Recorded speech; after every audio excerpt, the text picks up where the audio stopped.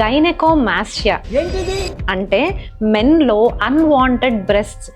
ఇవి ఎందుకు వస్తాయి తెలీదండి. న్యాచురల్గా అబ్బాయిల్లో టెస్టోస్టెరోన్ అనే హార్మోన్ ఎక్కువ ఉండి ఈస్ట్రోజన్ అనే హార్మోన్ తక్కువ ఉంటుంది. ఇది ఇంబ్యాలెన్స్ అయితే అంటే ఉండాల్సిన దానికన్నా తక్కువ టెస్టోస్టెరోన్ ఎక్కువ ఈస్ట్రోజన్ ఉన్నప్పుడు ఈ కండిషన్ వస్తుంది. But why this imbalance? Number 1 obesity. కొవ్వు శాతం ఎక్కువైనప్పుడు ఈ ఆరోమాటేజ్ అనే ఎంజైమ్ కారణంగా ఈస్ట్రోజన్ హార్మోన్ కూడా పెరుగుతుంది. నంబర్ 2 హార్మోన్స్ ని మ్యానిపులేట్ చేసే chemicals. Parabens, BPA, phthalates act as weak oestrogens.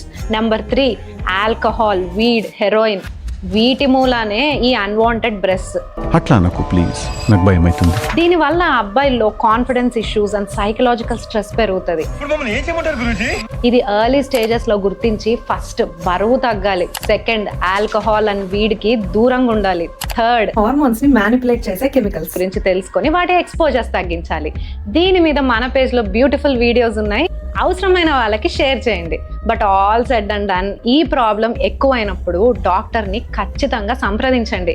As a last option దీనికి సర్జరీ కూడా ఉంది.